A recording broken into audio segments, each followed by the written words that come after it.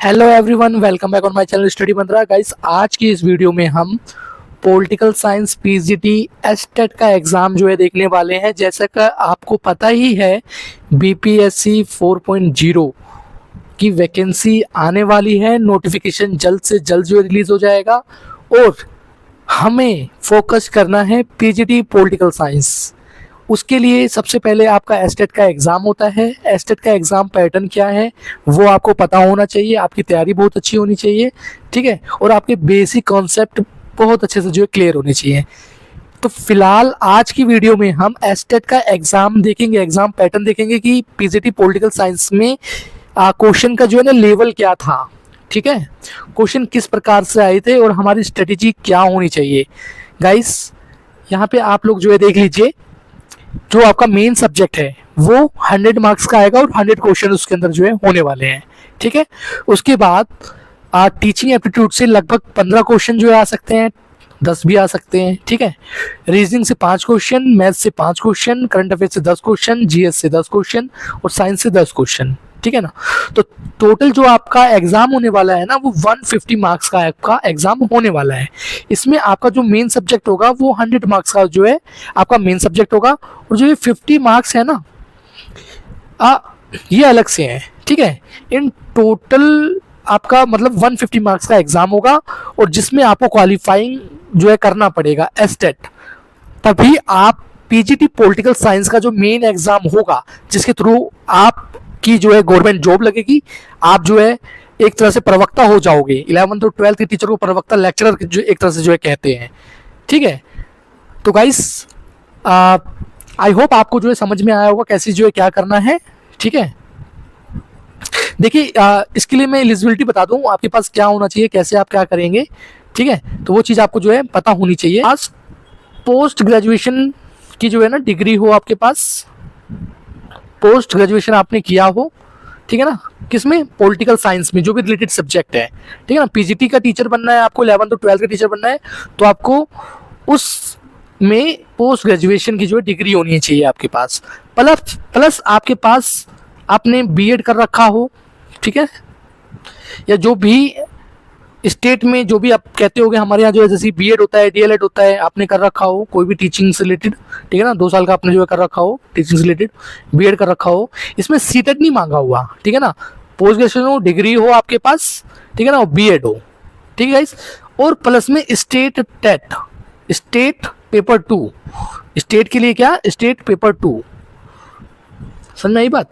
क्या क्या मैंने आपको बताया, मैंने आपको बताया पीजी की जो है डिग्री हो आपके पास रिलेटेड सब्जेक्ट में जिसमें भी आपको करना है, टीचर बनना है पीजीटी का, प्लस आपने जो है बीएड कर रखा हो, ठीक है, प्लस उसमें एसटेट पेपर 2, एसटेट पेपर 2, ठीक है ना।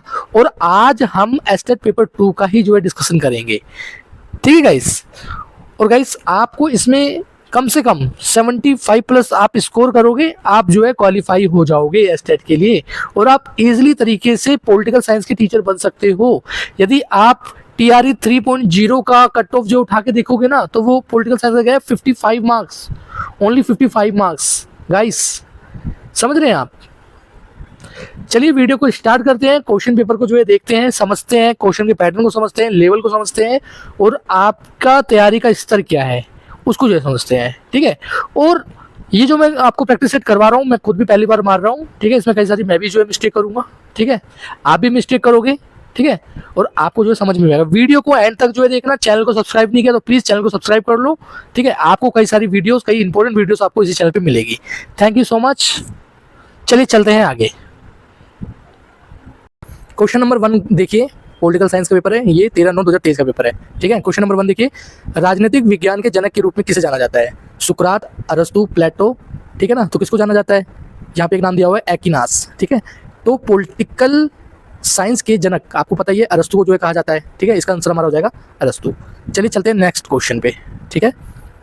क्वेश्चन नंबर 2 देखिए, राजनीतिक विज्ञान का वह भाग है जो राज्य की नींव और सरकार के सिद्धांतों का इलाज करता है। तो ये बयान किसका है। देखिए गाइस, कुछ क्वेश्चन तो जो है जानबूझकर हाथ डाले जाते हैं, जिसको बहुत अच्छी जो तैयारी कर रहा होगा ना वही कर पाएगा, ठीक है। यदि आपने बहुत अच्छी पॉलिटिकल साइंस की तैयारी कर रखी है, ठीक है, आपने थिंकर्स को पढ़ा है और राजनीतिक विज्ञान के में जो है गहनता से उसको जो है पढ़ते हैं, तो आपको पता होगा। तो कह रहे हैं राजनीतिक राजनीति के सामाजिक विज्ञान का विभाग। देखो जो राजनीति विज्ञान है ना वो सामाजिक विज्ञान का ही तो भाग है, ये तो पता ही है आपको। राज्य की नींव और सरकार के सिद्धांतों का जो इलाज करते हैं। तो ये बयान किसका है? ये पॉल जेमेट ने जो है ये बयान दिया है, ठीक है। राजनीति, फिर से देखिए, राजनीति जो है ना सामाजिक विज्ञान का विभाग है जो राज्य की नींव और सरकार के सिद्धांतों का इलाज करता है। ये किसका? पॉल जेमेट का है। बहुत इंपॉर्टेंट कथन है ये, ठीक है। चलिए आगे चलते हैं क्वेश्चन नंबर 3 की तरफ, ठीक है। क्वेश्चन नंबर 3 को जो है देखिए, राजनीति में अध्ययन सम्मिलित है। तो राजनीति में आप किसका अध्ययन करते हैं? देखिए राजनीति में आप शक्ति का अध्ययन करते हैं, सही बात है। राजनीति में आप राज्य का अध्ययन करते हैं, ये भी सही बात है। और राजनीति में आप सरकार का अध्ययन करते हैं। आप तीनों का ही अध्ययन करते हैं, तो इसका हो जाएगा उपयुक्त सभी, ठीक है ना। यहाँ पे शक्ति से संबंध किससे है? सत्ता से। शक्ति से संबंध किससे है? सत्ता से। चलिए गाइस आगे चलते हैं क्वेश्चन नंबर 4। तो यहाँ पे क्वेश्चन नंबर 4 में आपसे पूछा गया है रिपब्लिक पुस्तक किसने लिखी? तो आपको पता ही है रिपब्लिक फेमस बुक है किसकी? प्लेटो की, ठीक है। चलिए गाइस आगे चलते हैं, ठीक है। अब इस क्वेश्चन को जो देखिए, क्वेश्चन नंबर 5 को, क्वेश्चन नंबर 5 में क्या कह रहा है आपसे? पारंपरिक दृष्टि के अनुसार। देखो भाई, जब आप राजनीति विज्ञान यानी कि पॉलिटिकल साइंस पढ़ते हैं ना, तो उसमें पारंपरिक दृष्टि की जो है बात होती है ना। जो यानी कि जो हमारे पारंपरिक दृष्टिकोण के अनुसार, जैसे कि प्लेटो थे, एरिस्टोटल थे, ठीक है, और सुकरात थे, ठीक है। तो इनकी दृष्टि के अनुसार, उस समय के अनुसार जो राजनीति विज्ञान है ना वो अलग ही विषय था, अलग ही थिंकर्स थे, अलग ही जो है कथन पर जो है विचार विमर्श जो है होता था। तो यहाँ पे जो है पूछ रहा है कि राजनीति विज्ञान डैश के अतीत, वर्तमान और भविष्य के पहलुओं का अध्ययन है। तो एक तरह से आपसे क्या राजनीति विज्ञान की डेफिनेशन पूछी जा रही है? किसकी? राजनीति विज्ञान की डेफिनेशन पूछी जा रही है। तो राजनीति विज्ञान में किसका? सरकार के अतीत, वर्तमान, भविष्य, या समाज के अतीत, वर्तमान, भविष्य, या राज्य के वर्तमान, भविष्य, किसकी? तो यहाँ पे आ जाएगा राज्य। यहाँ पे क्या आ जाएगा? स्टेट की बात हो रही है, क्योंकि हम राजनीति विज्ञान की जो पारंपरिक दृष्टिकोण है ना, वो पारंपरिक दृष्टिकोण में हम लोग अतीत की बात करते हैं, वर्तमान और भविष्य की बात करते हैं। चलिए आगे चलते हैं, क्वेश्चन नंबर 6 की तरफ चलते हैं, ठीक है। क्वेश्चन नंबर 6 की तरफ हम लोग चलते हैं। पारंपरिक दृष्टिकोण को चुनौती देने वाले आधुनिक राजनीतिक वैज्ञानिकों में सबसे पहले कौन थे? ठीक है, पारंपरिक दृष्टिकोण। तो देखो यहाँ पे पारंपरिक दृष्टिकोण को जो चुनौती देने वाले, यानी कि जो पुराने फिलोसोफर है, जो हमारे पुराने फिलोसोफर हैं, ठीक है ना, उनको आधुनिक जो फिलोसोफर आए हैं उन लोगों ने चुनौती दी। तो सबसे पहले कौन से राजनीतिक वैज्ञानिकों में सबसे पहले कौन थे? तो आपको ध्यान रखना है कि राजनीतिक वैज्ञानिकों में जो सबसे महत्वपूर्ण नाम आता है ना, वो लासवेल का नाम आता है। राजनीतिक विज्ञान में किसका नाम आता है? लासवेल का। तो लासवेल को आपको जो है ध्यान रखना है, लासवेल को आपको क्या करना है? ध्यान रखना है। चलिए गाइस आगे चलते हैं क्वेश्चन नंबर 7 की तरफ। क्वेश्चन नंबर 7 को देखिए, किसका नाम संरचनात्मक कार्यात्मक दृष्टिकोण से निकटता से जुड़ा हुआ है? ठीक है ना। तो देखिए संरचनात्मक कार्यात्मक दृष्टिकोण, ठीक है ना, संरचनात्मक कार्यात्मक दृष्टिकोण, ठीक है। जब हम इसकी बात करते हैं तो किसका नाम आता है? तो देखिए ये क्वेश्चन तो हार्ड है, मुश्किल है। जब संरचनात्मक कार्यात्मकता की जो बात आती है ना, तो आप लोगों ने पढ़ा होगा किसके बारे में? जब हम कहते हैं पब्लिक एडमिनिस्ट्रेशन में। ये क्वेश्चन हमको कहाँ से मिलेगा? ये मिलेगा आपको पब्लिक एडमिनिस्ट्रेशन में, ठीक है। पब्लिक एडमिनिस्ट्रेशन पढ़ोगे तो वहाँ पे जो ये क्वेश्चन मिलेगा, ठीक है। तो इसमें जब भी हम बात करते हैं वो तो हम बात करते हैं टेलकोट पर्सन की। किसकी बात करते हैं? टेलकोट पर्सन की। ये ध्यान रखना है आपको, टेलकोट पर्सन की हम बात करते हैं संरचनात्मक दृष्टिकोण के अंतर्गत, ठीक है, टेलकोट पर्सन की। वैसे ये क्वेश्चन जो है हार्ड है, ठीक है, कोई नहीं, कुछ क्वेश्चन तो हार्ड जो है डालेंगे ही, ठीक है। चलते हैं आगे। राज्य की उत्पत्ति के संदर्भ में अधोलिखित में से समानिक समझौते में विचार करते हैं। तो समानिक, यहाँ एक वर्ड यूज हुआ है समानिक, ठीक है ना। तो समानता के बारे में जो है ना कौन जो है बात करता है? तो ये तीनों ही समानता के बारे में बात करते हैं, ठीक है। और अल्थ्यूजियस भी जो है करते हैं, कौटिल्य ने भी जो समानता के बारे में कुछ तो बात करी है, ठीक है। तो उपयुक्त सभी क्या आ जाएगा? उपयुक्त सभी। चलते हैं आगे क्वेश्चन नंबर 9 की तरफ। जॉन स्टीन ने समर्थित किया। अब जॉन स्टीन, ठीक है ना, जॉन स्टीन ने जो क्या समर्थित किया? उपयोगितावाद। आपको पता है उपयोगितावाद का तो नहीं किया है, गलत है, ठीक है। अंग्रेजी विश्लेषणात्मक कानूनी प्रत्यक्षवाद, ये भी गलत है। जॉन स्टीवन ने क्या किया?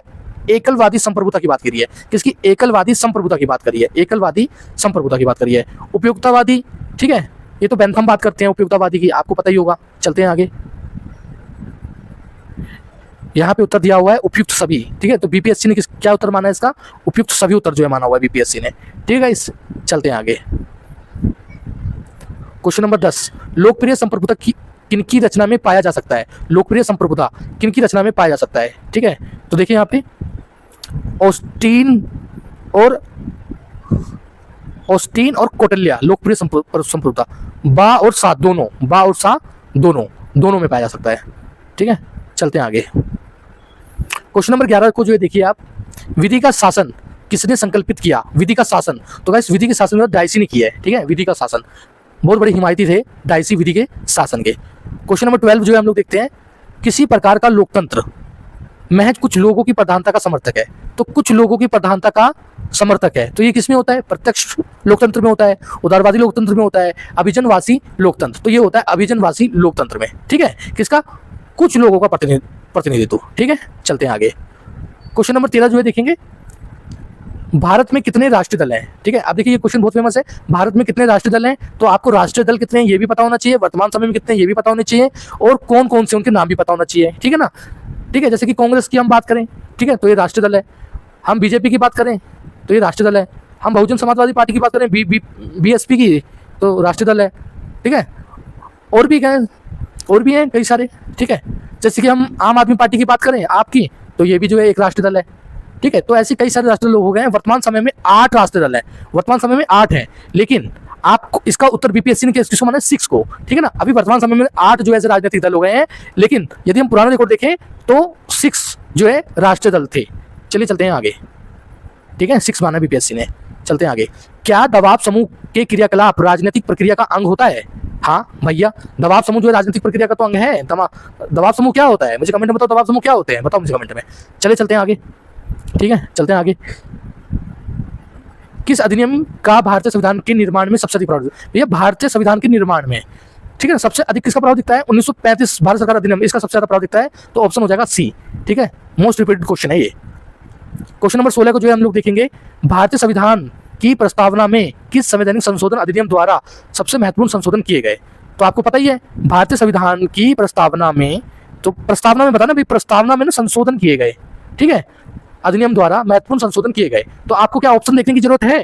आपको क्या ऑप्शन देखने की जरूरत है? आप मुझे बताओ, आपको क्या ऑप्शन, जिसे आप लोग क्या कहते हो? मिनी संविधान कहते हो, मिनी संविधान, जिसमें सबसे अधिक जो संशोधन हुए हैं, ठीक है। मिनी कॉन्स्टिट्यूशन जो कहते हो ना आप, सबसे अधिक किस उसमें जो है संशोधन हुए हैं, ठीक है। तो आपको पता ही है कि वो है 42वां संशोधन। कौन सा संशोधन? 42वां संशोधन। क्या इसमें ऑप्शन देखने की जरूरत थी? क्या इसमें ऑप्शन देखने की जरूरत थी? वो है 42वां संशोधन, ठीक है। चलिए गाइस आगे चलते हैं। देखिए, भारतीय संविधान के किस अनुच्छेद के अंतर्गत नागरिक अपने मौलिक अधिकारों की रक्षा के लिए सर्वोच्च न्यायालय की शरण में जाता है? तो बताइए भैया, मौलिक अधिकारों की रक्षा के लिए सर्वोच्च न्यायालय की शरण में जो है जाता है, क्या इसमें ऑप्शन देखने की जरूरत है? आपको पता ही है, संवैधानिक उपचारों का अधिकार, अनुच्छेद 32, ठीक है। चलते हैं आगे। क्वेश्चन नंबर 18 देखिए, राज्य के नीति निर्देशक तत्व के स्वरूप के निम्नलिखित तथ्यों में कौन सही है? यह अनुदेश पत्र है, ठीक है ना, यह अनुदेश पत्र है, सही बात है। यह न्यायालय द्वारा संरक्षित नहीं है, ये भी सही है। यह दिशा संकेत है, ये भी सही है। तो इसे उपयुक्त सभी, क्या हो जाएगा उत्तर? उपयुक्त सभी। चलते हैं आगे। क्वेश्चन नंबर 19 जो है देखिए, किस अनुच्छेद में भारतीय संविधान के संशोधन की प्रक्रिया है? अब बताइए, भारतीय संविधान में संशोधन की प्रक्रिया पूछ रहा है, कौन से अनुच्छेद में है? क्या ऑप्शन देखने की जरूरत है? 368 में, ठीक है। इसके द्वारा ही तो जो संविधान के अंदर संशोधन किए जाते हैं, इसके द्वारा से ही, ठीक है। तो इसका हो जाएगा ऑप्शन बी। चलिए गाइस आगे चलते हैं क्वेश्चन नंबर 20 पे। इनमें से कौन एकात्मक लक्षण नहीं है? ठीक है ना, तो एकात्मक लक्षण नहीं है, ठीक है। तो बताओ, संविधान की सर्वोच्चता, ठीक है ना, यही तो नहीं है संविधान की सर्वोच्चता, ठीक है। बताइए आप, एकीकृत न्याय व्यवस्था, एकल नागरिकता, भाई पूछा एकात्मकता का लक्षण नहीं है, तो ये तो लक्षण है, ये भी लक्षण है, कौन सा नहीं है? राष्ट्रपति की संकटकालीन शक्तियां, संविधान की सर्वोच्चता, क्या? संविधान की सर्वोच्चता। चलते हैं आगे। क्वेश्चन नंबर 21 जो है देखते हैं। क्वेश्चन नंबर 21, वर्तमान में 2023 के राष्ट्रपति पूछ रहा है भैया, राष्ट्रपति पूछ लिया आपसे, तो आपको भैया प्रेसिडेंट ऑफ इंडिया पता होना चाहिए, इंडिया का पीएम जो है पता होना चाहिए, ठीक है ना, और वाइस प्रेसिडेंट ऑफ इंडिया जो है पता होना चाहिए, मतलब कहने का मतलब है वाइस प्रेसिडेंट ऑफ इंडिया जो है पता होना चाहिए, ठीक है। ये तीनों जो इंपॉर्टेंट है, ठीक है। चलिए, तो आपसे पूछा गया है राष्ट्रपति, तो कौन है? द्रौपदी मुर्मू। चलते हैं। अभी कई बच्चों को तो ये भी नहीं पता होगा, वैसे आप पॉलिटिकल साइंस की तैयारी कर रहे हो, अच्छी बात है, पता है तो अच्छी बात है, लेकिन द्रौपदी मुर्मू, इनका नाम सुनते भी कई बच्चों को पता नहीं लगता कि भैया ये फीमेल है कि जो है मेल है। ऐसे ऐसे स्टूडेंट हैं बिहार के, ठीक है। चलिए चलते हैं आगे, गलत मत समझना, मैं आपकी बात नहीं कर रहा हूँ। चलिए क्वेश्चन नंबर देखिए, भारत के प्रधानमंत्री किसके मुखिया हैं? भारत के प्रधानमंत्री किसके मुखिया हैं? तो भारत के प्रधानमंत्री मुखिया किसके हैं भैया? सैन्य के हैं क्या? नहीं। न्यायपालिका के हैं क्या? नहीं। विधायिका के हैं क्या? नहीं, ठीक है। तो किसके मुखिया हैं? कार्यपालिका के। किसके मुखिया हैं? कार्यपालिका के, ठीक है। आपको जो है ध्यान रखना है कार्यपालिका, ठीक है। अच्छा, एक दूसरी बात भी ध्यान रखनी है आपको, कार्यपालिका तो समझते हो, लेकिन क्या आप विधायिका समझते हो? विधायिका को जो समझते हो, विधायिका क्या होती है? व्यवस्थापिका को समझते हो? व्यवस्थापिका क्या होती है? व्यवस्थापिका, ठीक है। तो गाइस चाहे विधायिका आ जाए चाहे व्यवस्थापिका आ जाए, इन दोनों को ही, व्यवस्थापिका विधायिका, इन दोनों को हम लोग क्या कहते हैं, लोकसभा कहते हैं। बच्चों को जो है नहीं पता होता, इन दोनों को हम लोग क्या कहते हैं, लोकसभा कहते हैं। चलिए आगे चलते हैं। क्वेश्चन नंबर 23 जो है देखिए, राष्ट्रपति को किसके द्वारा महाभियोग से हटाया जा सकता है? भैया राष्ट्रपति पर महाभियोग जो है लगाना है, तो किसके द्वारा? भैया का सभा, राज्यसभा, दोनों सभा। तो देखो यहाँ पे ये तो जो गलत लिखा हुआ ना, का सभा क्या है, राज्यसभा और लोकसभा दोनों सदनों द्वारा, ठीक है ना, दोनों सदनों द्वारा हटाया जाता है। चलिए आगे चलते हैं। क्वेश्चन नंबर 24, भारतीय राजनीतिक दलों को कौन सी संस्था मान्यता प्रदान करती है? तो भैया राजनीतिक दलों को कौन सी संस्था मान्यता देगी? भैया वित्त आयोग करेगा क्या? नहीं। तो चुनाव आयोग करेगा क्या? राज्य चुनाव आयोग करेगा क्या? नहीं। यहाँ पे किसकी बात हो रही है? भारतीय राजनीतिक दलों की बात हो रही है ना, तो चुनाव आयोग करेगा, राज्य चुनाव आयोग नहीं करेगा, ठीक है। ए, चलते हैं आगे, ठीक है, चलते हैं आगे। क्वेश्चन नंबर 25 देखो, उच्च न्यायालय के न्यायाधीशों को शपथ कौन दिलाता है? भैया उच्च न्यायालय के न्यायाधीशों को। तो कौन दिखाता है? उच्च न्यायालय के न्यायाधीशों को राष्ट्रपति जो दिलाता है शपथ। क्या हो जाएगा? राष्ट्रपति। सॉरी, यहाँ पे क्या पूछ रहा है? उच्च न्यायालय पूछा हुआ। क्या पूछा हुआ है? उच्च न्यायालय, ठीक है ना, सर्वोच्च न्यायालय नहीं पूछा हुआ है, उच्च न्यायालय। तो उच्च न्यायालय के कौन दिलाता है? भैया उच्च न्यायालय कहाँ होते हैं? High court. हाई कोर्ट कहाँ होते हैं? हाई कोर्ट होते हैं स्टेट के अंदर, ठीक है ना। तो ये क्या जाएगा? राज्यपाल हो जाएगा। और जो सुप्रीम कोर्ट होती है, सर्वोच्च न्यायालय, उनको कौन दिलवाता है? राष्ट्रपति जो दिलवाता है। तो यहाँ पे सोच क्या हो जाएगा? राज्यपाल हो जाएगा, ठीक है। उच्च न्यायालय, हाई कोर्ट, ध्यान देना, ध्यान से करना, ठीक है। चलते हैं आगे। राज्य वित्त आयोग एक, राज्य वित्त आयोग क्या है? भैया राज्य वित्त आयोग पूछ रहा है, एक क्या है? राज्य वित्त आयोग एक संवैधानिक संस्था है, ठीक है ना। तो हो जाएगा, उसका आंसर हो जाएगा सी। मतदाता सूची को जाना जाता है, तो मतदाता सूची को कैसे जाना जाता है? निर्वाचन सूची, निर्वाचन, मतदाता पहचान पत्र, किसके रूप में? मतदाता सूची को निर्वाचन सूची, निम्न को नहीं। तो ये निर्वाचन सूची के अंदर ना, मतदाता सूची, निर्वाचन सूची, सी। चलिए आगे चलते हैं। भारतीय निर्वाचन पद्धति की चुनौती निम्नलिखित में से कौन सी है? गुप्त मतपत्र, ये भी है। वयस्क मताधिकार, ये भी है। आधिकारिक मशीनरी का दुरुपयोग, इलेक्ट्रॉनिक मतदाता मशीन। जिसका उत्तर क्या दिया हुआ है? इसका जो है आधिकारिक मशीनरी का दुरुपयोग। सबसे बड़ी दिक्कत क्या है? दुरुपयोग, ठीक है ना, चुनौती पूछा हुआ है ना, तो क्या जाएगा? दुरुपयोग, ठीक है। चलिए चलते हैं आगे। ये देखिए यहाँ पे, भारत एक धर्मनिरपेक्ष राज्य है, ये स्पष्ट रूप से घोषित है। किसमें घोषित है? धर्मनिरपेक्ष राज्य के, किसमें? प्रस्तावना में। तो चलिए चलते हैं आगे। क्वेश्चन नंबर 30, भारत में क्षेत्रवाद अक्सर किसके विरोधाभास के रूप में विद्यमान है? तो गाइस देखिए, बीपीएससी ने इसका उत्तर जो है क्या माना हुआ है, ठीक है। बहुत फेमस क्वेश्चन है, बहुत एग्जाम में है, यूपी के एग्जामों में भी, यूपी टीजीटी के एग्जामों में भी आया हुआ है, ठीक है। क्षेत्रवाद, तो देखो क्षेत्रवाद की जब भी बात आती है ना, तो कह रहा है भारत में क्षेत्रवाद अक्सर किसके विरोधाभास के रूप में देखा जाता है? तो और राष्ट्रवाद इसके विरोधाभास के रूप में देखा जाता है, ठीक है। आपको ध्यान क्या रखना है? राष्ट्रवाद के विरोधाभास के रूप में। तो जितने भी क्षेत्रीय दल होते हैं, ठीक है ना, बीजेपी पार्टी के जीतने का रीजन क्या है? बीजेपी पार्टी के जीतने का रीजन क्या है? तो रीजन यही है ना, ये राष्ट्रीय मुद्दे को जो लेके चलती है आगे, ठीक है ना, राष्ट्रवाद को आगे लेके चलती है, ठीक है। ऐसा लगता है जैसे कि बीजेपी ने राष्ट्रवाद पे जो है पेटेंट करवा लिया है। यदि बीजेपी के खिलाफ बोलो तो ऐसा प्रतीत होता है, मोदी जी के खिलाफ बोलो, बीजेपी के खिलाफ बोलो, तो ऐसा प्रतीत होता है कि राष्ट्रवाद के खिलाफ बोला जा रहा है, ठीक है। जैसे कि इंदिरा गांधी ने भी एक नारा दिया था ना, India is Indira, Indira is India, ठीक है। वैसे इस समय पे Modi is India, India is Modi, यही चल रहा है, ठीक है। आप मोदी जी को टारगेट करते हो और मोदी जी को टारगेट करते करते देश को जो है टारगेट करने लग जाते हो, तो भैया ये भी गलत बात है। तो जो मोदी जी जो अच्छे काम कर रहे हैं, तो उनको जो है अप्रिशिएट किया जाना चाहिए। जो मोदी जी जिन कामों में असफल है, ठीक है, तो उसकी आलोचना भी होना चाहिए, ठीक है, उसका क्रिटिसिज्म भी होना चाहिए। और ये बोल के, अंधभक्त बोल के किसी की इंसल्ट भी नहीं करना चाहिए। अंधभक्त बोल दोगे तो वो आपको चमचा भी जो है बोल सकता है, ठीक है। तो ये भी ध्यान रखना है। हाँ, चम्मच लिख दे तो क्या हो गया। चलिए क्वेश्चन नंबर 31 पे चलते हैं। सकारात्मक कार्रवाई पद प्रथम बार सन डैश में प्रयोग किया गया था। भैया देखो, ये सकारात्मक कार्रवाई समझते हो, ये कब यूज हुआ था? ये 1964 में यूज हुआ था, ठीक है ना। और 1962 में चीन ने हमला किया था, ठीक है। तो इस शब्द का प्रयोग कब हुआ था? 1964 में। नहीं, 1964 में यूज हुआ था, लेकिन ठीक है, लेकिन 1962 में। तो ये भारत के द्वारा यूज किया गया था, ठीक है ना, क्योंकि भारत क्या कर रहा था? सकारात्मक कार्रवाई कर रहा था, ठीक है ना, इसीलिए। चलिए चलते हैं आगे।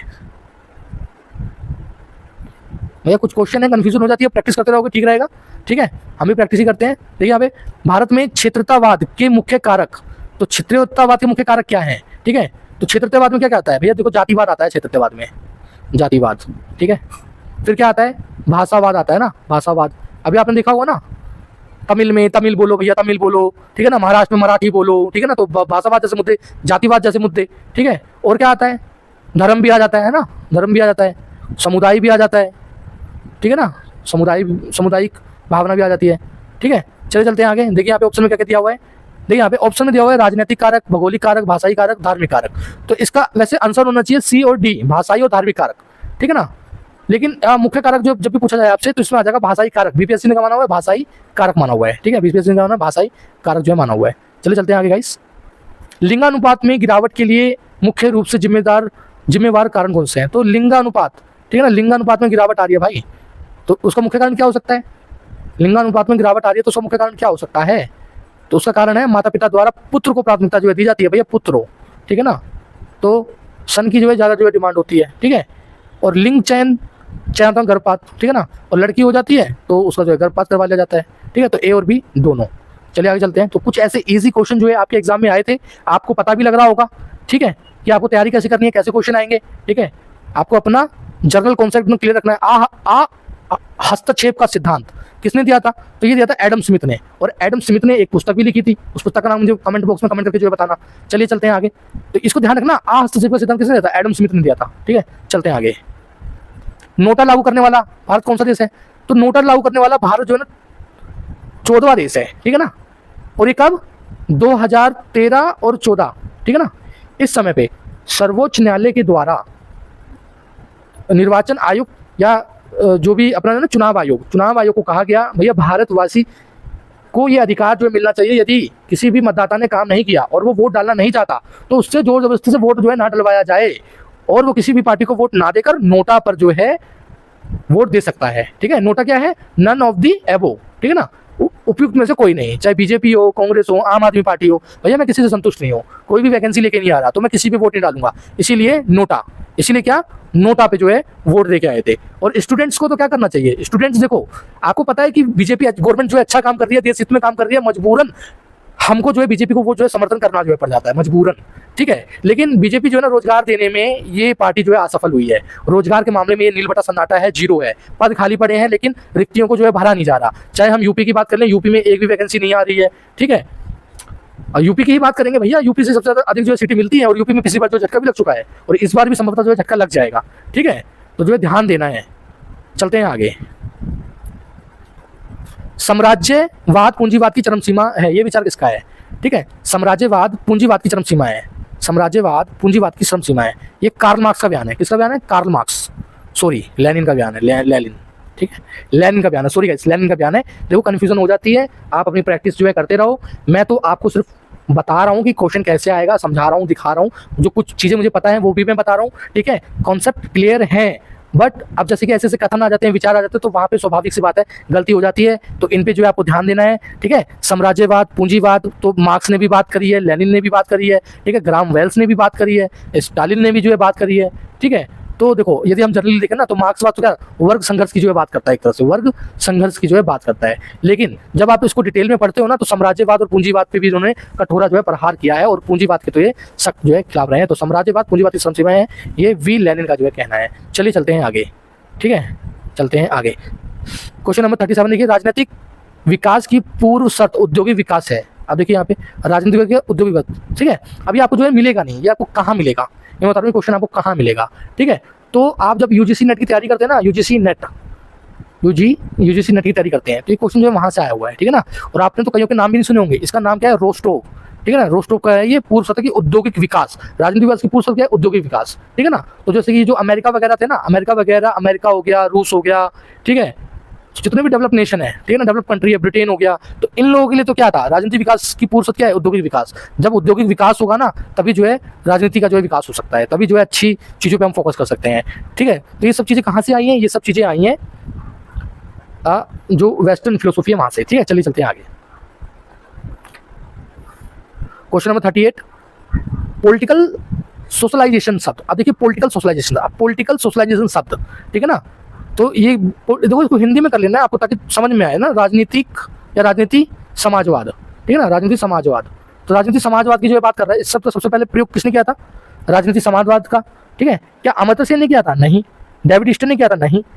ठीक है ना, अब हर्बर्ट साइमन, ठीक है ना, अब हाइमन है ये, सॉरी साइमन नहीं है, ये हाइमन है। हाँ, हर्बर्ट साइमन ने तो जो लीकॉक नहीं हो सकता, हर्बर्ट हाइमन ने किया था राजनीतिक समाजवाद। Herbert Hyman. चलिए आगे चलते हैं, हर्बर्ट हाइमन। ठीक है ना, चलते हैं आगे।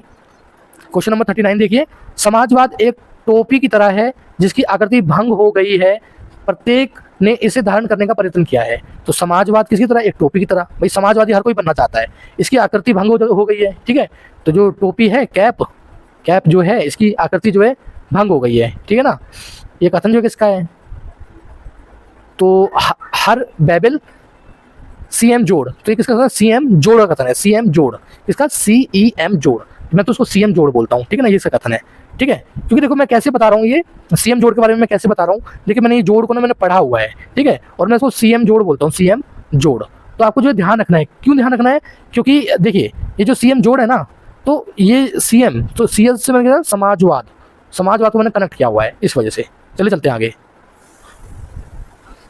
अब देखिए यहाँ पे अल्मोंड ने निम्नलिखित में से किस एक राजनीतिक व्यवस्था की परिवर्तन प्रक्रिया का एक अवस्था के रूप में पहचाना, ठीक है ना। अल्मोंड ने निम्नलिखित में एक राजनीतिक व्यवस्था को परिवर्तन प्रक्रिया के रूप में पहचाना, हित वचन, हित समुच्चय, राजनीतिक भर्ती, अधिनिर्णय, ठीक है ना। तो ये हुआ राजनीतिक भर्ती। नहीं ये गलत है, इसको तो आ ही नहीं रहा था क्वेश्चन, ठीक है।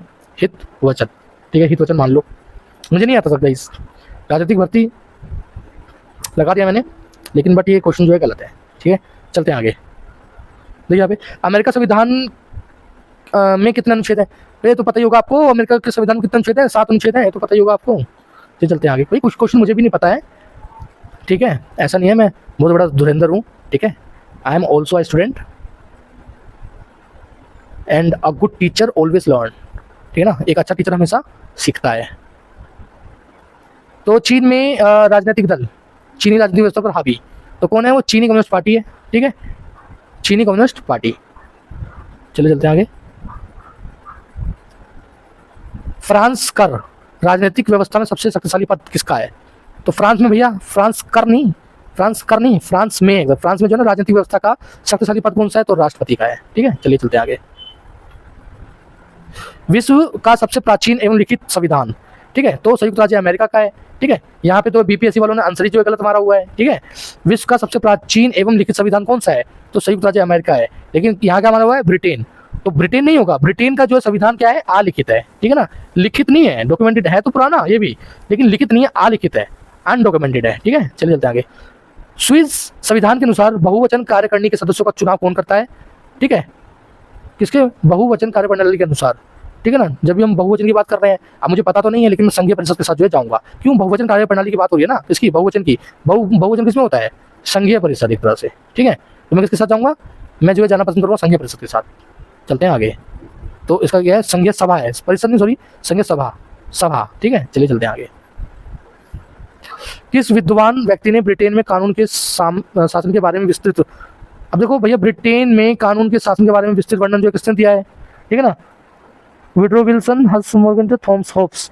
भैया ये डाइसी होंगे, ठीक है। कौन होंगे? डाइसी, अल्बर्ट वैन डाइसी, ठीक है ना। कानून के बारे में जब भी बात आ रही है ना, तो मैंने अभी पीछे भी एक बताया था ना, डाइसी, ध्यान रखना है आपको, कानून के बारे में जब भी आ रहा है डाइसी। अब पोस्टकॉर्ब, अब देखो यहाँ पे पोस्टकॉर्ब पूछ रहा है, क्या पूछा है? पोस्टकॉर्ब, क्या पूछा हुआ है? पोस्टकॉर्ब, ठीक है। अब भैया पी किसके लिए स्टैंड करता है, ओ किसके लिए करता है, डी किसके लिए, सी किसके लिए, कई बार सीओ को जो है पूछ लेता है, ठीक है। तो इसको जो है ध्यान रखना है आपको। पोस्टकॉर्ब से जुड़ा हुआ कौन है? लूथर गुलिक, इसी ने जो है इसकी जो है रचना की थी, पोस्टकॉर्ब की। चलते हैं आगे, क्वेश्चन नंबर 48 पे आ गए। किसने इस पुस्तक नवीन लोक प्रशासन किसने लिखी है? ये किसने लिखी है? पिफनर, चार्ल्सवर्थ, फ्रैंक मरीनी, वाल्ड, ठीक है। ये लिखी है फ्रैंक मरीनी ने, किसने लिखी है? फ्रैंक मरीनी। अब प्रिज्मे समाज की बात की है, प्रिज्मे समाज, तो इसकी प्रिज्मे समाज की जो है बात कर रही है। प्रिज्मे समाज के सिद्धांत किसने प्रतिपादित किया है? तो ये किया है रिंग्स ने, किसने किया है? रिंग्स ने। गैंग प्लैग का संदर्भ किससे? अनुशासन, सहयोग, आदेश, लेवल जंपिंग। गैंग प्लैग, अब गैंग प्लैग जो है अनुशासन, सहयोग, आदेश, लेवल जंपिंग से है। गैंग प्लैग लेवल जंपिंग से। किसने निर्णय लेने के सिद्धांत का समर्थन किया? निर्णय लेने का सिद्धांत तो मैंने बताया ना, साइमन। अभी मैं हाइमन में कंफ्यूज हो रहा था, तो निर्णय लेने के सिद्धांत की बात कौन करता है? साइमन ने करी है, ठीक है। चलिए चलते हैं आगे। लोक प्रशासन के एकीकृत विचार से इनमें से कौन सा संबंधित है? लोक प्रशासन के एकीकृत विचार। तो एकीकृत की एलडी व्हाइट ने बात करी है, मीनी ने कही है, विलोपी ने की है। मेन बात ये है ना, ये जो चारों के चारों जो है ना लोक प्रशासन संबंधित है। अब यहाँ पे कंफ्यूजन होगी, जब भी ऐसा आएगा तो कंफ्यूजन होगी। अभी इसमें से कोई सा एक जो है लोक प्रशासन संबंधित होता और 3 नहीं होते, तब आप जो है कैसे कर ले जाते। लेकिन यहाँ पे मुनि भी जो है जुड़ा हुआ है, विलोपी भी, बर्नोट भी और एलडी व्हाइट भी, ठीक है ना। लोक एकीकृत विचार, तो एकीकृत विचार किसने दिए हुए हैं? तो ये एलडी व्हाइट ने जो है दिए हैं। आई थिंक एलडी व्हाइट इसका जो राइट आंसर होगा। जी हाँ, एलडी व्हाइट जो है इसका राइट आंसर है। ठीक है गाइस, चलते हैं आगे। निम्न में से कौन सा सिद्धांत हाउथर्न प्रयोग की पद्धति है? सत्य सिद्धांत, ए मानव संबंध सिद्धांत, निर्णय लेने का सिद्धांत, वैज्ञानिक प्राकृतिक सिद्धांत।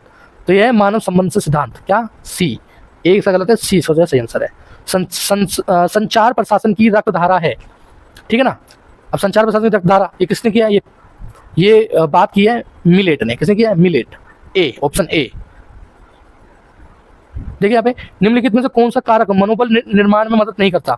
भैया मनोबल निर्माण में जो है मदद नहीं करता, ठीक है ना। तानाशाह करता है क्या मनोबल निर्माण में? नौकरशाही, प्रशिक्षण, सुविधाएं, नौकरी से संतुष्टि।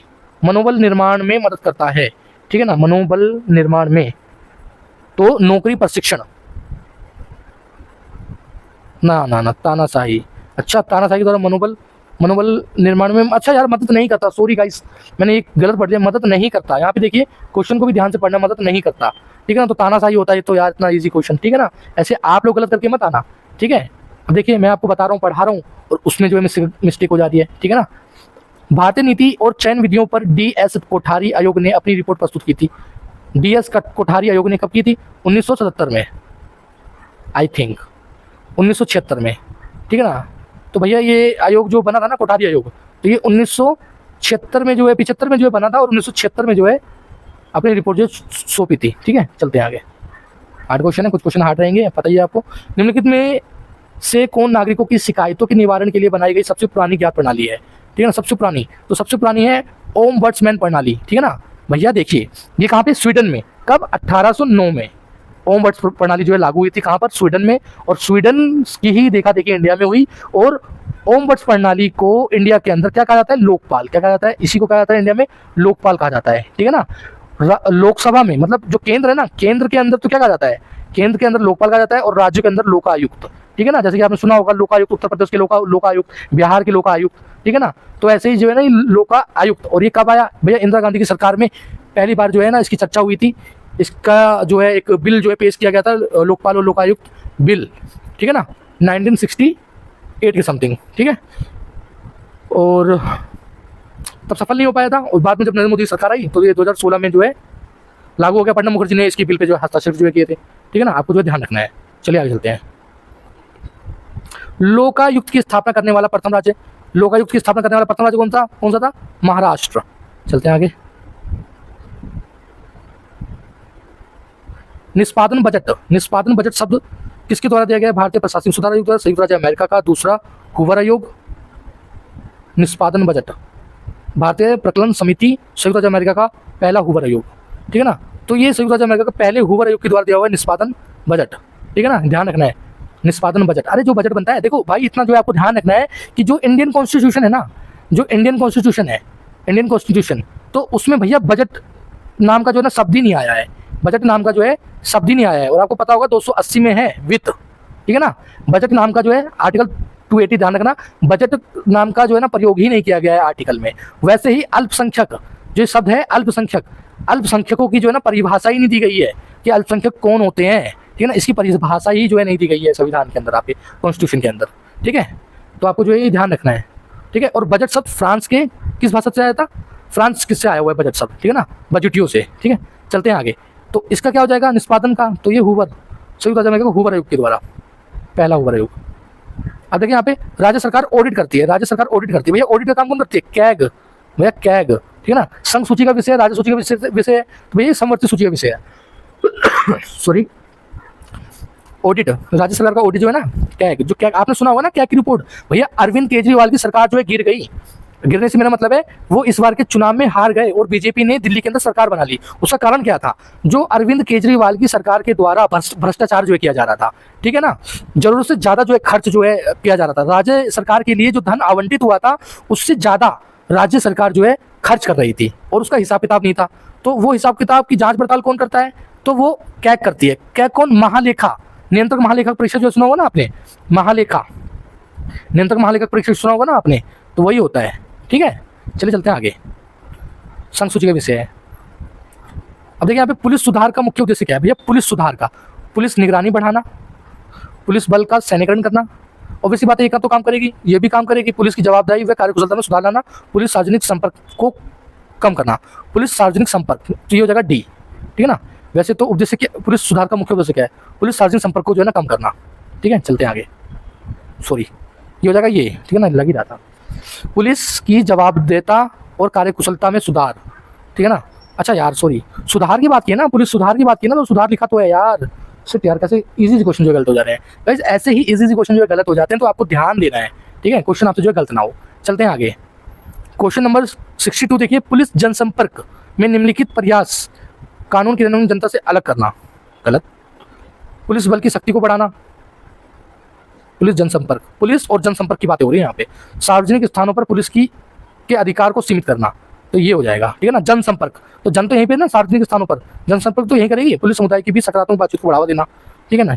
नहीं, चलते हैं आगे। सही है। सार्वजनिक कानून में पुलिस जनसंपर्क का क्या महत्व है? प्रशासनिक कानून में पुलिस जनसंपर्क का, यह आप्रवासन कानून से संबंधित है, यह पर्यावरण नियमों पर केंद्रित है, यह कानून के नियमन और जनता के बीच संबंधों से संबंधित है, यह श्रम कानून के मुद्दों को संबोधित करता है। सी। ठीक है, चलते हैं आगे। क्वेश्चन नंबर 64, प्रत्यायोजित विधान शब्द का प्रयोग किसके द्वारा बनाए गए कानूनों के लिए किया जाता है? प्रत्यायोजित विधान, सरकार की कार्यकारी शाखा, सरकार की विधायी शाखा, न्यायपालिका, निजी व्यक्ति। ठीक है, तो ये शब्द का प्रयोग होगा आई थिंक न्यायपालिका के द्वारा। न्यायपालिका, प्रत्यायोजित, सरकार की कार्यकारी शाखा, अच्छा सरकार की कार्यकारी शाखा के द्वारा होता है भैया। ठीक है। ठीक है गाइस, क्वेश्चन गलत हो गया, कोई नहीं, चलते हैं आगे। मैंने ये पीडीएफ गाइस डाउनलोड किया है और आपके साथ ही मैं भी प्रैक्टिस जो है लगा रहा हूँ। ठीक है ना। कुछ क्वेश्चन जो है मुझे पता लगे हैं कि यूपीएससी ने उनको गलत जो है मार्क किया, तो उस वजह से। देखिए यहाँ पे रिट, देखिए जो अनुच्छेद 32 है ना, उसमें 5 प्रकार के रिट की जो ना बात की गई है। ठीक है, तो इसमें कह रहा है 32 के अंदर उपलब्ध नहीं है, तो भैया ये नहीं है। ठीक है, 5 प्रकार के, हाँ शायद 5 ही है। ठीक है, चलते हैं नीचे। अब देखिए यहाँ पे ओम बैट्समैन शब्द का प्रयोग नहीं किया। एक विशेष प्रकार की प्रशासनिक न्यायिक राष्ट्रपति द्वारा जारी एक कार्यक्रम प्रशासनिक एजेंसियों अभिकरणों विरुद्ध शिकायतों की जांच के लिए उत्तरदायी। तो भैया देखो ये जो है ना ओम भट्ट, तो ये एक इसका सिंपल सा मतलब समझो, इसका मतलब होता है लोकपाल। ठीक है, अब लोकपाल का काम क्या होता है? आपको लोकपाल का काम ही नहीं पता होगा। लोकपाल का काम ही यही होता है, जो ऊंचे ऊंचे सरकारी पदों पे बैठे हुए हैं उनके द्वारा जो भ्रष्टाचार किया जाता है ना, उनकी जांच पड़ताल, ठीक है ना, लोकपाल के द्वारा की जाती है। ठीक है, और लोकपाल क्या करता है? तो ये लोकपाल जो है विधानमंडल को अपनी रिपोर्ट जो है सौंपता है। ठीक है ना, विधानमंडल को। चलते हैं आगे। इसका आंसर क्या हो जाएगा? ये हो जाएगा। ठीक है ना, ध्यान देना आपको। इसका आंसर क्या हो जाएगा? सी। भारतीय संविधान का कौन सा अनुच्छेद प्रशासनिक न्याय अधिकरणों की स्थापना करता है? ठीक है ना, कौन सा अनुच्छेद प्रशासनिक न्याय अधिकरणों की स्थापना करता है? तो इसका हो जाएगा ए।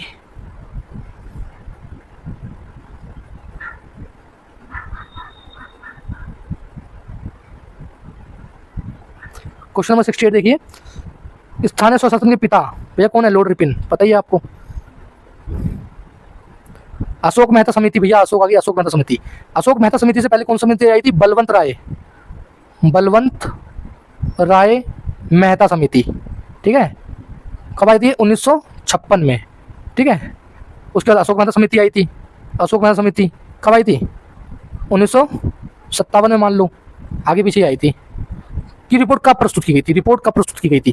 क्वेश्चन पूछा रिपोर्ट कब प्रस्तुत की गई थी। ठीक है ना, तो 1977 में जो है ये आयोग जो है बना था, ध्यान आ रहा है, 1977 में ये आयोग बना था और 1976 में इसकी रिपोर्ट जो है प्रस्तुत की गई थी। अरे यार सॉरी यार, 1970 में जो बना था, 1978 में जो रिपोर्ट पेश की गई थी। गाइस ऐसा ही होता है, यदि आप अपने नोट्स का जो है रिवीजन नहीं करोगे ना, अब देखो ना ये क्या किसकी कमी है? ये नोट्स जो रिवीजन नहीं है ना, नोट्स का जो रिवीजन नहीं करोगे तो कंफ्यूज हो जाओगे। ठीक है ना, आपको पॉलिटिकल साइंस पीजीटी टीचर बनना है तो बहुत लेंथी सिलेबस है, बहुत बड़ा सिलेबस है, बहुत कुछ जो कवर करना पड़ता है। लेकिन यदि बेसिक क्वेश्चन जो गलत होंगे तो कैसे काम चलेगा। और बेसिक क्वेश्चन भी इसलिए गलत होते हैं ना, क्योंकि हम जो है ना नोट्स का जो है ना रिवीजन नहीं करते। तो इसलिए रिवीजन करो, प्रैक्टिस करो, रिवीजन करो, प्रैक्टिस करो, रिवीजन करो, प्रैक्टिस करो। बीपीएससी 4.0 को हल्के में जो है मत लेना गाइस, ठीक है। चलिए आगे चलते हैं। क्वेश्चन नंबर 70 जो आ गया, स्थानीय स्वशासन की केंद्रीय परिषद की स्थापना संविधान के किस अनुच्छेद के अंतर्गत जो है की गई है। स्थानीय स्वशासन की केंद्रीय परिषद की स्थापना, तो अनुच्छेद 173, ठीक है। अनुच्छेद 163 है गाइस, अनुच्छेद 163। नहीं पता गाइस, ये क्वेश्चन कुछ ऐसे हैं, पढ़ने पड़ेंगे, ध्यान देना पड़ेगा, नोट्स की जो है रिवीजन करनी पड़ेगी। क्वेश्चन नंबर 71 देख लो, 73वां संविधान संशोधन, बहुत इजी क्वेश्चन है ये तो। 73वां किससे, पंचायत से संबंधित है ना। 73वां संविधान संशोधन कब हुआ था, ये 1992। पिछड़े वर्ग के लिए आरक्षण का प्रावधान, सही है। आर्थिक विकास के लिए परियोजनाएं पंचायतों का एकाधिकार, सही है। ग्राम सभाओं का आयोजन, सही है। कर शुल्क आदि के संबंध में पंचायतों की वित्तीय शक्ति प्रदान करना, ये नहीं है। इसका आंसर हो जाएगा 1 2 3, 1 2 4, ये नहीं है। ग्राम सभाओं का आयोजन, ये नहीं है, ठीक है ना।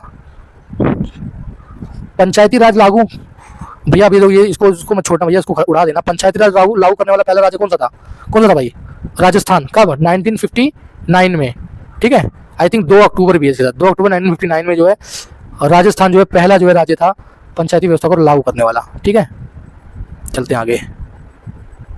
क्वेश्चन नंबर 33, नगर पालिका क्षेत्र का तात्पर्य नगर पालिका के उस क्षेत्र से जो अधिसूचित किया जाता है, ठीक है ना। जो अधिसूचित किया जाता है किसके द्वारा, नगर पालिका क्षेत्र का तात्पर्य नगर पालिका के उस क्षेत्र से जो राज्यपाल द्वारा अधिसूचित किया जाता है, ठीक है। ए, चलते हैं आगे। क्वेश्चन नंबर देखिए, शहरी स्थानीय स्वशासन, ठीक है ना। अब देखिए यहाँ पे 74 भी जो दिया हुआ है, शहरी स्थानीय स्वशासन। 73वां संविधान संशोधन किससे संबंधित है, ग्राम पंचायत से, है ना, ग्राम पंचायत से। और 74वें की यदि हम लोग बात करेंगे तो वो क्या है, नगर निगम, नगर निगम मतलब शहरों में, है ना। तो ध्यान देना है आपको। चलिए चलते हैं आगे। देखिए यहाँ पे नगर पालिका परिषद से संबंधित है, नगर निगम भी, नगर पंचायत भी। तो नगर से तीनों, छावनी बोर्ड नहीं है, इसका आंसर हो जाएगा ए। चलते हैं आगे।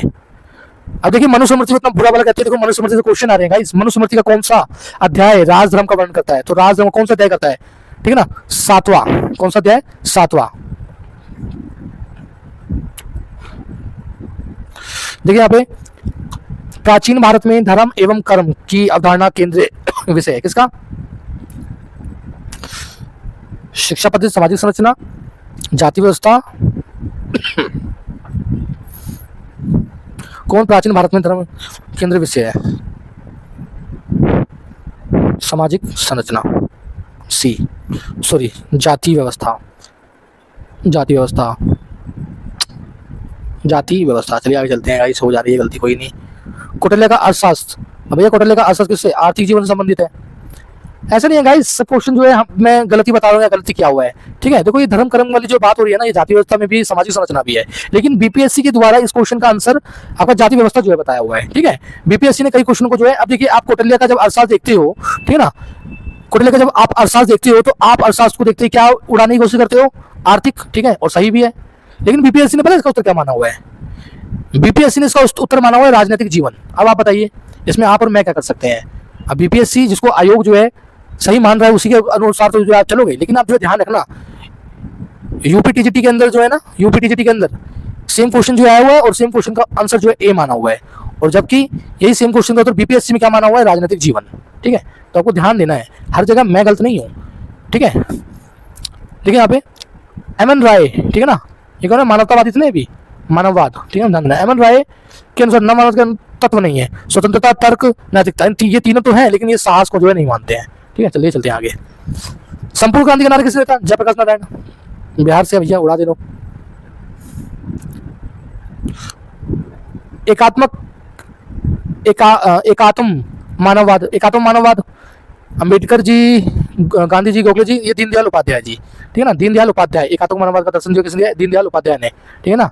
अध्यात्म से जो है संबंधित है, अध्यात्म से। चलते हैं आगे। निम्नलिखित में से किसने सामान्य इच्छा का सिद्धांत पर, ये सामान्य इच्छा की बात किसने करी है, रूसो ने की है। ध्यान देना है आपको, सामान्य इच्छा की बात किसने करी है, रूसो ने करी है, ठीक है, ध्यान देना है आपको। चलते हैं आगे। एक पुस्तक भी दिखी ना उन्होंने, रूसो की एक पुस्तक भी है, एमाइल, ठीक है ना। और दूसरी बात, रूसो जो है ना महिलाओं को शिक्षा देने के विरोध में है, ये भी ध्यान रखना है आपको। महिला शिक्षा विरोधी, महिला शिक्षा विरोधी, महिला शिक्षा विरोधी कौन है? रूसो। इन्होंने शिक्षा के ऊपर इमाइल नाम का एक बहुत बढ़िया जो है ग्रंथ भी जो है लिखा हुआ है, ठीक है। तो ये 3-4 चीजें आपको जो ध्यान रखनी है। चलिए चलते हैं आगे। रूसो द्वारा लिखित नहीं है, ठीक है ना, रूसो द्वारा लिखित नहीं है।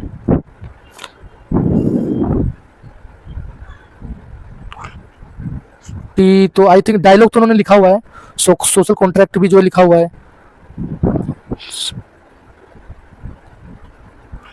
इनइक्वालिटी के बारे में भी लिखा हुआ है, मोरल सेंटिमेंट्स के बारे में लिखा, डी हो जाएगा, थ्योरी ऑफ मोरल सेंटिमेंट्स। निम्नलिखित में किसने राजनीतिक धर्म से अलग करने का विचार किया? निम्नलिखित में किसने ये राजनीति को धर्म से अलग करने का विचार दिया? धर्म को जो है ना राजनीति से अलग करने का विचार किसने दिया? तो ये दिया बेटा मैकियावेली ने। मैकियावेली ने एक प्रिंस नाम की जो पुस्तक भी लिखी हुई है, ठीक है ना, सर्वश्रेष्ठ पुस्तक है, ठीक है।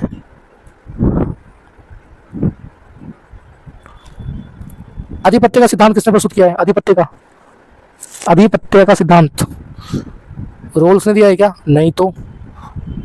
कार्ल मार्क्स ने दिया क्या? नहीं तो।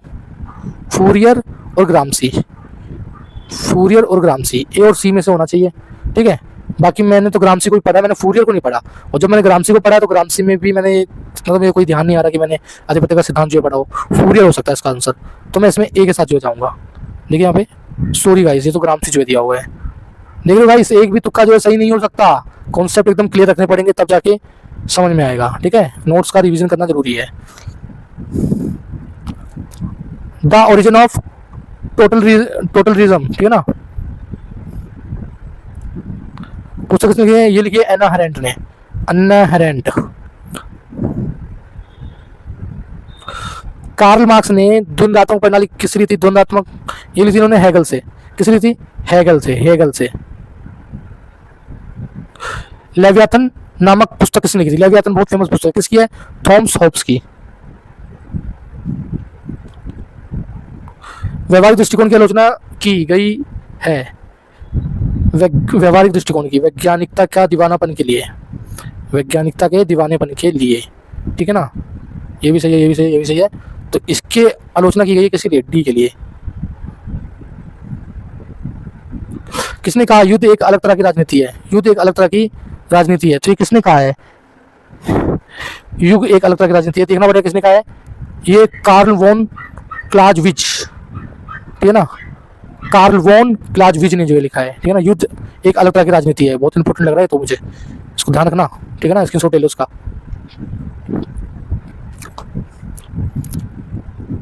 डिटेंट क्या है? तनाव का आराम, तनाव की तीव्रता, तनाव का बढ़ना। डिटेंट है तनाव का आराम, ठीक है ना, ए। डी टेंटे, ध्यान देना, डी टेंटे, ठीक है ना। डी टेंटे का मतलब कहाँ से दिया हुआ है? डी टेंटे का मतलब है तनाव का आराम, ध्यान देना है। चलिए आगे चलते हैं। सरकार की अनुसूचित समाज की वह स्थिति है जहाँ सर्वोच्च शक्ति का कानून नहीं है, अराजकता की स्थिति और राजनीतिक भ्रम कहा जाता है। भैया अराजकता की स्थिति आ गया ना, अराजकता की कहेंगे ना इसको। राष्ट्रीय संबंध किस अनुशासन की शाखा है? राष्ट्रीय संबंध, समाजशास्त्र, राष्ट्रीय कानून, राजनीतिक विज्ञान, अर्थशास्त्र और राष्ट्रीय संबंध, राजनीतिक विज्ञान। राष्ट्रीय संबंध का अध्ययन क्या है? A B.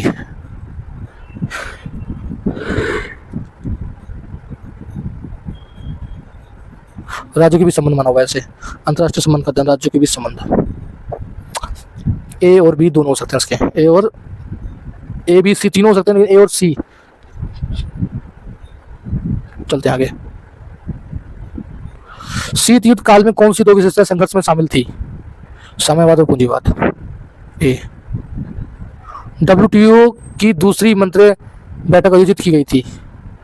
डब्ल्यूटीओ की दूसरी जिनेवा में की गई थी। डब्ल्यूटीओ दूसरी की गई थी वहाँ पे जिनेवा, ध्यान रखना आपको, जिनेवा। एमएफ ने कब कार्य करना बंद किया था? आईएमएफ, इंटरनेशनल मॉनेटरी फंड, तो ये कब कार्य करना आरंभ किया था? तो 1947। भैया 1947 तक ना, ठीक है ना।